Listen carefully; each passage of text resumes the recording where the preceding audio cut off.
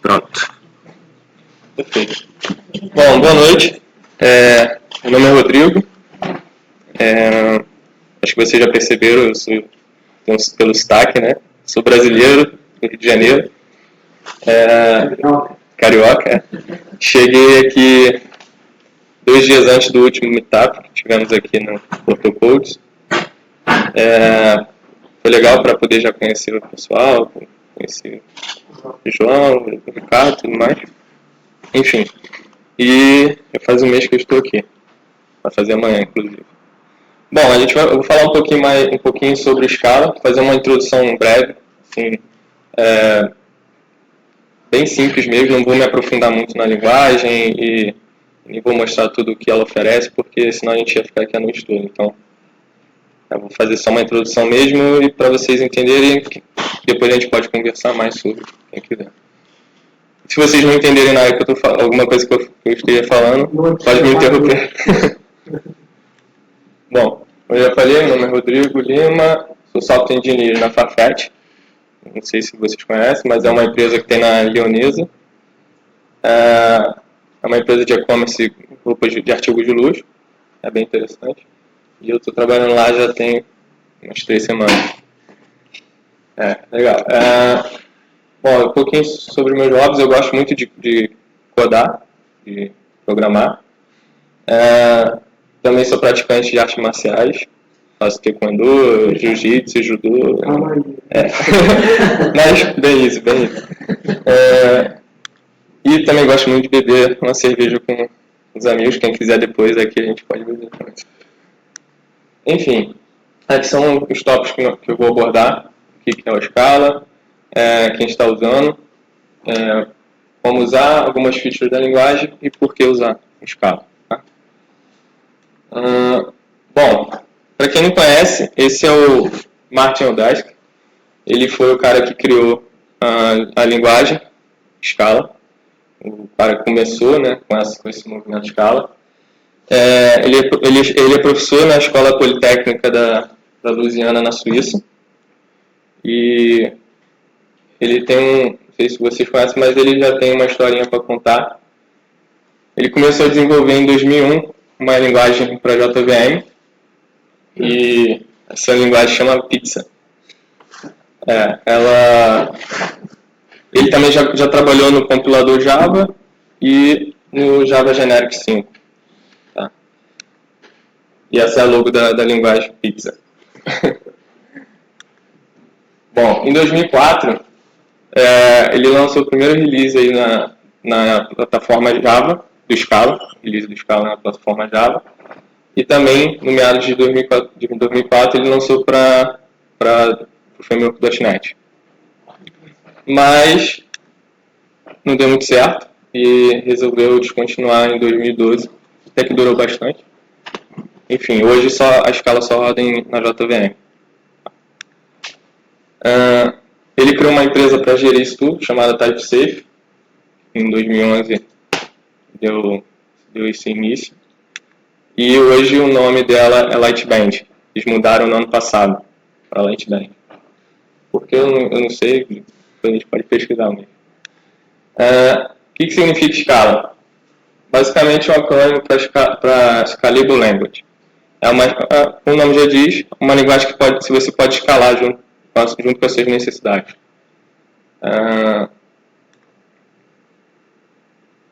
Esse nome é por conta ela é designada para crescer de acordo com a demanda do usuário. Ou seja, se você tem uma demanda que exige que você desenvolva soluções que precisam ser escaladas, ela te dá muita facilidade, muita features para isso.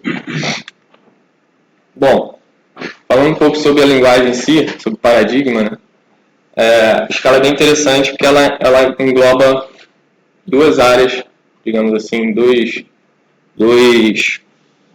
taxonomias, né? Sabe, taxonomia.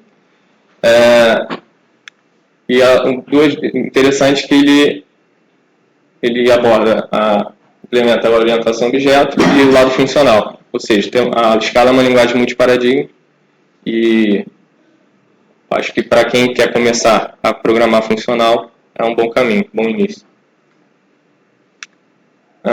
Algumas linguagens também funcionais, que são dessa família, Lisp, Clojure, Haskell, Erlang, Elixir e o F# para .NET. Para quem trabalha com .NET, quiser entrar no mundo funcional, também é um bom caminho. Elixir é uma linguagem, inclusive, criada por um brasileiro. Bem interessante esse fato. Hoje ele mora na Polônia, mas é brasileiro. E é uma linguagem que... É uma linguagem que roda em cima da máquina virtual do Erlang e tem um aspecto bem parecido com o Ruby. Então é bem interessante para quem gosta de Ruby. Essa aqui é uma mensagem de um dos managers, né, do jornal The Guardian, e ele disse que encontrou no Scala uma facilidade para desenvolver coisas rápidas e com menos código. Eu achei interessante trazer isso porque é de uma pessoa, uma empresa influente, bastante conhecida, e vale a pena considerar essa mensagem. Mas quem está usando Scala? Bom, não, na verdade, quem pode usar Scala, né? Desculpa.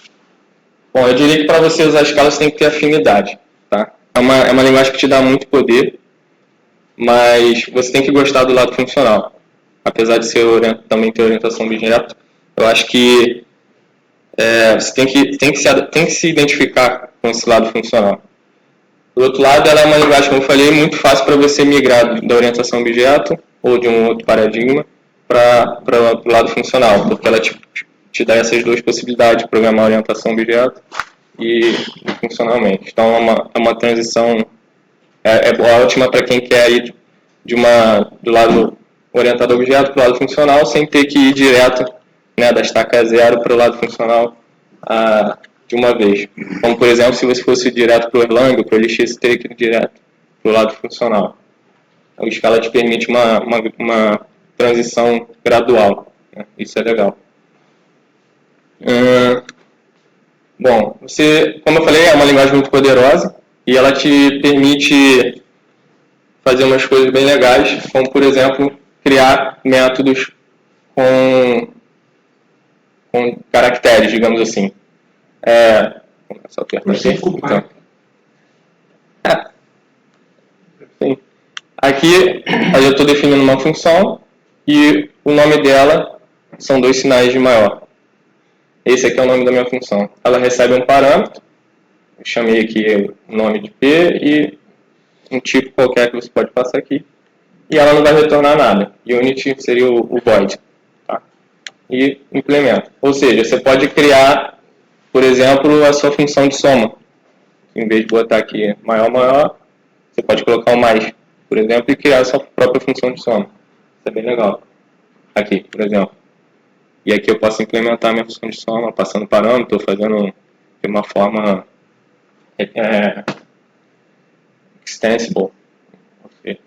Enfim, aí você pode usar a sua criatividade, ela te dá bastante liberdade para isso.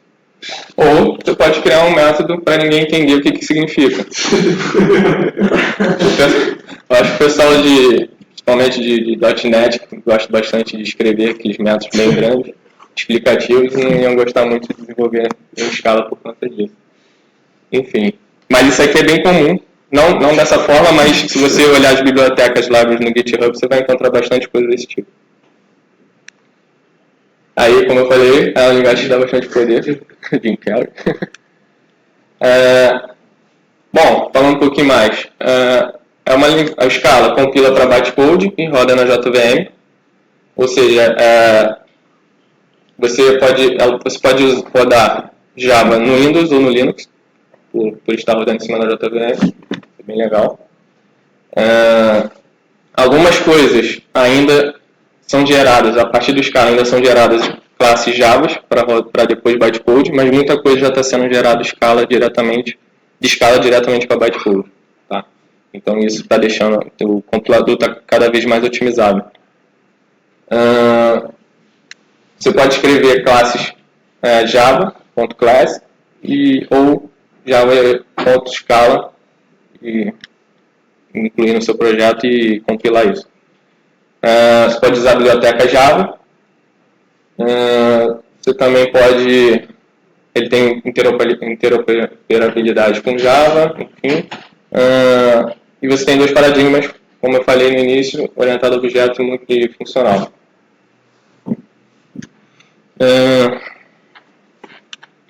Mais uma mensagem aqui que eu achei interessante trazer para vocês, que é do James Gosling, que é um dos criadores da linguagem, do Java. E fica aí a mensagem, acho que vale a pena. Se ele fosse utilizar hoje, escolher uma outra linguagem que não fosse Java, ele escolheria Scala. Né? Bem legal.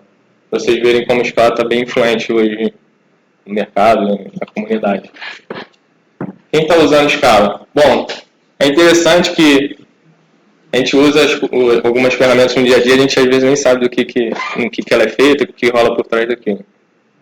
Bom, o Twitter, que é uma plataforma bem grande, quase nada, né? Quase nada. Inicialmente eles eram, o back-end deles era em Ruby, o front-end ainda é muita coisa em Ruby, mas o back-end principalmente era acho que até 2012, acho que ainda era muita coisa em Ruby. A partir daí eles começaram a migrar tudo para Scala e hoje eles são uma das maiores empresas influenciadoras da linguagem. E inclusive tem muitas libraries, muitas frameworks open source que construído pelo Twitter. Então, sim. Você pode entrar no GitHub do Twitter, tem muita biblioteca, a maioria das bibliotecas lá em Scala. Tudo open source. The Guardian, como eu falei anteriormente, também o portal deles, o back-end do portal também é em Scala. Importante. O Coursera, a parte de busca, não a plataforma de videoaula em si, mas a parte de busca e de parte interna, né, onde você acessa ali os cursos, também a parte do back-end também é em Scala.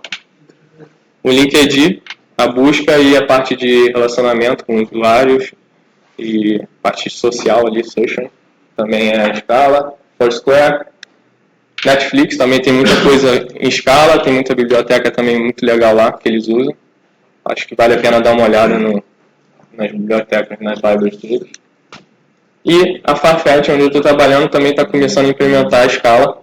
Ainda é bem pouquinho, a gente está começando a fazer algumas coisas em Spark, então naturalmente estão começando a programar em Scala, mas ainda é bem pouco. Mas é natural que vá por esse caminho, principalmente em alguns projetos de Big Data, de streaming e tudo mais.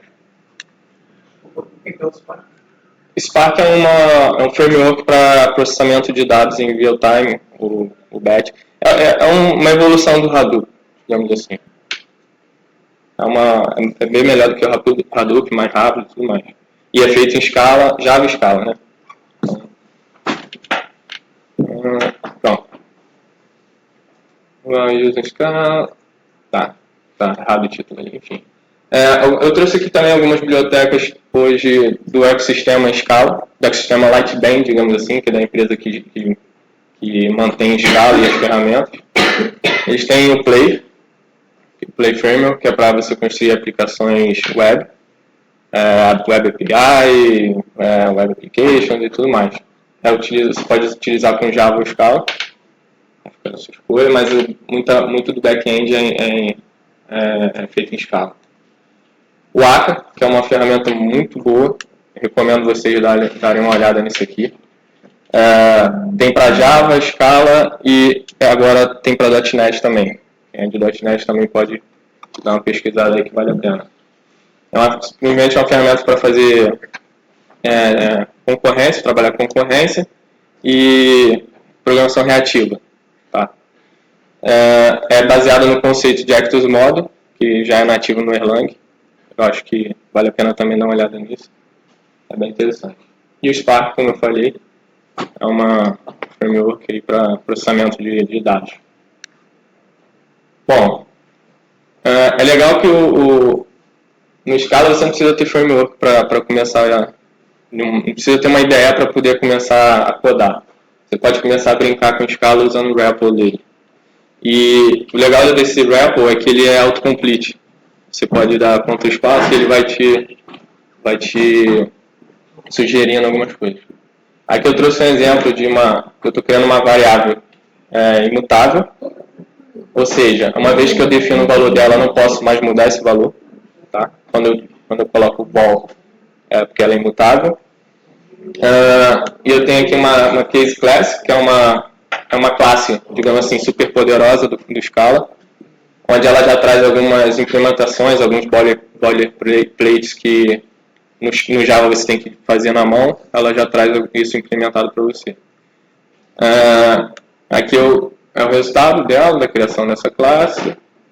Na verdade eu estou atribuindo valores, então reflexo ali. E eu também posso aqui colocar um bloco de texto, definindo 2 pontos, paste, e colocar um bloco de texto de código aqui inteiro, e ele executa para mim. Eu acho bem legal isso. Ou seja, você não precisa ter uma ideia para começar a estudar Scala. Ou você também pode começar a aprender ou utilizar a Scala com uma dessas ideias. Eu particularmente gosto mais do IntelliJ. Acho que para mim das três é a melhor. Esse Scala IDE é como se fosse um plugin para o Eclipse, então não é tão completo quanto o IntelliJ. Um plugin do IntelliJ para Scala é sensacional. Então, fica aí a dica. Aí tem aqui algumas features da linguagem. Eu andei dando uma pesquisada sobre o que eu poderia fazer de front-end com Scala e, por incrível que pareça, os caras conseguiram pensar nisso. Tem um framework chamado Scala.js, onde você pode codificar em Scala, e tem um Scala.js compiler que traduz tudo que você escreveu em Scala para JavaScript. Por trás ele usa Node, óbvio, e tem uma outra biblioteca também para auxiliar nisso. Mas no final é JavaScript. Ou você pode gerar JavaScript comum, ou ECMAScript 6, ou TypeScript também. Você pode escolher. Para o servidor? Client-side. Client-side. Aí eu trouxe aqui um exemplo. Aqui eu estou criando uma classe em Scala chamada pessoa, passo 2 parâmetros, first name, last name.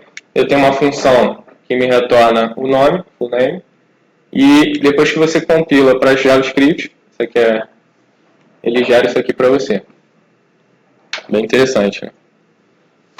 Isso o compilador faz, você não precisa escrever nada em JavaScript. Ou seja, se você não souber JavaScript, você consegue fazer uma aplicação client-side sem saber nada de JavaScript. E existem algumas otimizações também. Por exemplo, como Scala é fortemente tipada, ele acaba fazendo algumas otimizações aqui para evitar erros de tipagem no JavaScript. Como a tipagem é um pouco dinâmica aqui, então pode surgir alguns problemas, e ele acaba fazendo uma tipagem, uma otimização para evitar esse tipo de problema. Como eu falei, o Scala é fortemente tipada e também tem inferência de tipo em tempos de compilação. O que significa? Significa que eu posso criar uma variável, de novo aqui uma variável imutável, atribuo um valor para ela e eu não preciso definir aqui qual é o tipo dessa variável. Não preciso dizer que ela é um inteiro. Ele faz a inferência do tipo para mim em tempo de compilação. Quando eu compilar o código, ele vai inferir que aquela variável ali é um inteiro. Se eu tentar atribuir uma string numa variável teoricamente inteira, ele vai dar erro. E eu também consigo fazer isso com métodos. Por exemplo, aqui uma função soma, faço 2 valores, eu não preciso definir o retorno dessa função. Está vendo aqui que está vazio? Ele infere isso para mim também. Ele identifica que aqui é uma soma de inteiros e ele retorna um inteiro para mim. Então não preciso dizer para ele. Ou posso explicitar e dizer, essa função aqui retorna um inteiro. Então é bem interessante isso. Também é legal mostrar um pouquinho da diferença de Java e Scala. Aqui eu trouxe um código tipicamente Java, que é basicamente um método simples de getProduct. onde eu tenho um array de produtos, uma lista de produtos, faço uma interação e vou inserindo ali alguns produtos nessa lista e retorno ela no final. No final retorno a lista já com as ordens, né? Com os produtos, desculpa. E aí eu trouxe aqui a diferença para vocês. É importante a gente mostrar isso porque a escala ele acaba trazendo um pouco de produtividade no dia a dia, por uma sintaxe bem enxuga e bem dinâmica, bem fácil de escrever.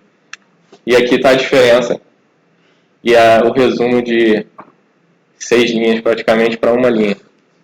Aqui eu tenho a mesma lista que eu tenho de ordens e eu faço uma... Mas isso é um método interno, tá? Hã? Um método interno, né? Não, esse é um método já nativo da linguagem. É um flat map. É basicamente uma interação, como tem aqui um for, e ele pega os produtos dessa ordem. Sim, isso, para funcional. Aqui já é funcional. Já é o lado funcional. Eu tenho uma função que retorna produtos e eu novamente não preciso especificar aqui qual é o tipo de retorno que ele já infere isso para mim. Enfim, isso aqui, não sei se dá para ver. Eu trouxe aqui um exemplo de uma classe em Java. Tá ruim de ver? Não dá para ver? Basicamente, eu criei aqui uma classe point com duas propriedades x e y. Tem um construtor dessa classe e tem os métodos de getSetter dessas propriedades. Aqui embaixo tem aqueles métodos que eu falei que você tem que implementar na mão no Java, o equals, o hashcode, o toString e tudo mais. toString é opcional. Mas esse mesmo código aqui em escala ficaria dessa forma, que é a tal da case class, que é uma forma de criar uma classe, digamos, super poderosa. No Scala você tem duas opções de criar classe. Dessa forma, case class, que ele já implementa esses métodos aqui para você. Esses aqui já são, digamos assim, natural ali. Ele quando você instancia, cria uma instância desse objeto, você já consegue fazer o getter e o setter dessas variáveis. Concatena a palavra get com o nome da variável. Não percebi. Concatena get com x, get fica só x. Não, você acessa point.x. Isso. Não tem o nome dos métodos. Não tem. Mas isso já é implementado internamente e você não precisa se preocupar com esses boilerplates aqui. Pode alterar alguns desses, alterar o site. Se você passar, você pode implementar. Você pode abrir aspas aqui, chaves aqui e fazer a implementação do construtor ou das propriedades. Você pode alterar o setter ou o get. Isso se for, aqui no caso, essas duas variáveis são mutáveis, então você consegue fazer o setup delas aqui dentro. Agora, se fosse vol, você não conseguiria alterar o set, só conseguiria fazer get. Bem melhor, né? Diferença. Acho que facilita bastante o dia a dia. Tá. Scala. Por que Scala, né? Por que usar Scala? Eu gosto muito de tocar na tecla de que ela tem, a linguagem em si tem o seu propósito. Eu acho que cada problema tem uma solução, né? E Scala tem seus devidos cenários de aplicação, digamos assim. Um deles é para processamento concorrente, ela te ajuda muito. Tem uma coisa chamada atores em Scala, onde você consegue distribuir os processos. Então, você consegue fazer isso de uma forma concorrente. Quando você precisa de uma aplicação desse gênero, a Scala te ajuda muito nisso. De uma forma paralelizada, você consegue utilizar facilmente os cores que você tem. Por exemplo, uma collection. Quando você pega qualquer collection e dá um ponto par de paralelização, ali você já está paralisando o processamento daquela coleção. Você implementa o método, porque eu não trouxe um exemplo aqui, mas seria legal.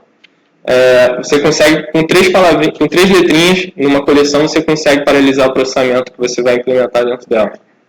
Então, tem algumas coisas que facilitam bastante para isso. E processamento distribuído, novamente usando a questão dos atores, que você pode distribuir isso, por exemplo, num cluster com N nós e fazer processamento em nós diferentes e distribuir o seu processamento. E Reactive System, que é através do ACA, o conceito de Actors Model, você consegue fazer aplicações, programar de forma reativa e, naturalmente, gerar aplicações ou sistemas reativos. Tem que estudar nessa pergunta. O ACA ele te ajuda bastante nisso. Ele te dá o suporte para fazer de sistema reativo. Tem alguns conceitos. Isso aqui é um assunto bem interessante. Eu acho que vale a pena a gente abordar numa outra situação. Mas é basicamente você consegue fazer só com Scala, mas o ACA ele te fornece bastante features para isso. Tá. E assim, eu andei pensando, por que não usar Scala, né? Eu nem tinha isso na apresentação, coloquei ontem. Porque se eu estou falando bem da linguagem, não sei o que, quais são os features, é legal a gente falar por quê, né? Por que eu não usaria Scala, entendeu? Bom, a adoção da linguagem, a curva de aprendizado, eu acho que é um pouquinho demorada. Por exemplo, se você tem uma aplicação para entregar rápido, apesar de você ter aquelas diferenças de Java e Scala ali serem bem brutais, você demora um pouco para entender como a linguagem em si funciona. Tá? Eu acho que, por exemplo, você leva aí mais ou menos 1 ano para poder começar a entender, principalmente paradigma funcional. Para quem nunca trabalhou com funcional, você vai levar pelo menos 1 ano para começar a entender todo esse lado funcional, trabalhar com recursividade e encadeamento de funções, e high order functions e tudo mais que ele te oferece. Então, se você quer entregar uma aplicação rápida, você tem que começar a estudar Scala um pouco antes, porque a curva de aprendizagem é um pouquinho grande. Não só Scala, mas qualquer linguagem funcional, para quem nunca programou, eu acho que demora um pouquinho para engatar. E, como eu falei também antes, a solução certa para aquele problema. Né? Eu acho que assim, o Scala se encaixa muito no cenário de aplicações para Big Data. É porque Big Data é um termo muito grande, mas vamos falar assim que eu acho que dá para entender. Se eu tenho um projeto para tratar muita quantidade de dados, por exemplo, naturalmente eu vou usar Hadoop ou Spark. Hoje está se caminhando mais para usar Spark. Naturalmente você vai ter que usar Scala. Você pode usar Python também, mas é natural você usar Scala também, porque o Spark é desenvolvido em Scala e tem aquelas bibliotecas todas que te ajudam, então naturalmente você vai chegar lá. Você vai bater de frente com Scala, não tem como fugir. Aplicações reativas. Quando você começa a querer fazer uma aplicação que não pare em momento nenhum, que seja altamente independente, digamos assim, você vai esbarrar em Scala ou no Java, mais naturalmente em Scala. E é isso, eu acredito que problema barra solução, você tem que pensar nisso. Qual é a minha necessidade? Qual é o meu cenário e tal? Qual é o meu problema? Qual é o problema que eu tenho que resolver? A Scala se encaixa nisso? Sim, então vamos em frente. Mas Rodrigo, eu quero fazer um web application, uma API simples. Consigo fazer com Scala? Consegue. Tem lá o framework Play Framework, que te dá todo o apoio, te dá toda a possibilidade de fazer uma API simples e rápido. Mas eu diria que não é o foco da linguagem, entendeu? E aqui uma mensagem minha, que é o que eu disse antes, a Scala me permitiu fazer uma transição gradual, né, entre o paradigma orientado a objeto, que eu sou programei muito tempo em .NET, C#, então quando eu me deparei com o lado funcional, eu falei, caramba, e agora? A Scala me ajudou bastante a mudar minha mente, na forma de entender como aquilo funciona, a mudar a forma de programar. Eu acho que é o caminho para quem quer migrar de paradigma. Também trouxe aqui algumas dicas, alguns livros que eu dei uma lida, não li todo, mas já li boa parte deles. Vale a pena dar uma uma olhada para quem quer aprender a escala. Esses livros aqui são os melhores. Não entendi. Tá, vamos ver. Programming, acho que é Programming Scala. Não, Functional Programming Scala, isso. Esse aqui é escrito pelo Martin Odess, que é o criador da linguagem, já está na 3ª edição. E esse daqui é em conjunto, né? Mas o Alex Payne é um dos caras que trabalha no Twitter. Hoje eu acho que ele já saiu, mas ele trabalhou muitos anos no Twitter, então esse cara saca muito de escala. Vale a pena dar uma lida nesse livro aqui. Foi por onde eu comecei, foi esse aqui, depois eu fui para os outros. No Coursera tem uma especialização inteira sobre escala, programação funcional. Acho que vale a pena também dar uma olhada. Acho que tem 5 cursos lá numa especialização, de graça, não custa nada. E aqui tem uma dica de um grupo no Slack, que só de escala, a maioria é do Brasil, mas tem gente que trabalha no Twitter, inclusive brasileiros que trabalham no Twitter, empresas que estão em contato direto com escala todos os dias, então os caras estão sempre postando dicas legais lá e vale a pena também. Português, inglês, mas mais em português, porque tem mais brasileiro. Mas tem os canais próprios lá. Enfim. E o Coursera também é brasileiro? Coursera é brasileiro? Não. É inglês. É inglês, é. Mas tem legenda. Alguns tem, outros não. Alguns cursos tem. Bom, é isso que eu tinha para mostrar para vocês. Assim, tem muita coisa, na verdade, para mostrar. O Scala não é só isso. Eu trouxe aqui só um overview, até porque a gente não tem muito tempo. Uma outra oportunidade a gente pode pegar aqui no código, fazer alguma coisa, acho que é legal. E também falar um pouco sobre programação reativa, sobre o Akka, que é muito interessante. Bom, é isso. Questões, dúvidas, perguntas, tomate, linchamento, assim. Alô? Vai? Por que eu, enquanto programador, poderia usar Scala em vez de Java ou Clojure, se calhar, o Oriental Objective funcional? Não escrevo na GPM, porque eu poderia usar Scala, mas é em relação ao Clojure ou ao Java. Qual é o código? Porque essa questão daquela coisa do web é uma coisa muito típica das linguagens funcionais. De certa forma, tenho 90% de certeza que o Clojure tem uma forma de fazer uma coisa em linha. E aquela questão de classes também, de certeza que é possível fazer um fecheiro de uma linha que cria também uma classe assim, uma super classe.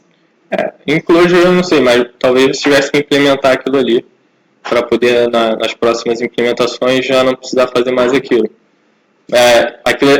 Em Scala já é embutido já dentro da linguagem, dentro do framework. Então você não precisa implementar. A diferença entre usar Scala Java ou Clojure é porque Java é só orientado a objeto, apesar de agora ter algumas coisas na versão nova já funcionais. Clojure é só funcional, ou seja, você pode juntar os duas coisas boas do mundo, melhores tipo de programação orientada a objeto funcional numa linguagem só. Você encontra isso em Scala. Acho que nenhuma outra, pelo menos das que eu conheço, nenhuma outra te oferece isso. Se você vem de um lado orientado a objeto e quer aprender funcional, você consegue. Se você vem do lado funcional e quer aprender orientação a objeto, você encontra tudo isso em Scala. E como eu falei também, tem o seu propósito, que é a característica do projeto que você vai desenvolver. Se for um projeto de Big Data, um projeto que envolve Spark, Stream, processamento em real time, a Scala te oferece muitas features e te ajuda a desenvolver esse tipo de aplicação. Respondido? Mais alguma? Não? Sim. Cortex usa Scala? Estás lá a trabalhar em Scala? Então, por ironia do destino, né? Não. Eu estava programando antes de vir para cá em Scala, 100% do meu tempo, Scala, Elixir, um pouco de Golang também, mas eu vim para programar em .NET. Eu tive que voltar ao .NET porque eles estavam precisando de gente num determinado projeto e o maior stack da empresa é .NET, mas, como eu falei, tem uma equipe só focada em projetos de Big Data e processamento de grande quantidade de dados. E eles já estão, hoje utilizam Hadoop, já estão migrando para Spark gradualmente e naturalmente já estão usando Scala. Minha vontade é trabalhar nesse projeto, mas ainda não. É isso.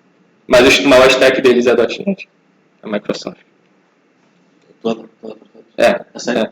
Tirando esse projeto de Big Data e Data Science e BI, o resto é tudo Microsoft. Já? Obrigado. Bom.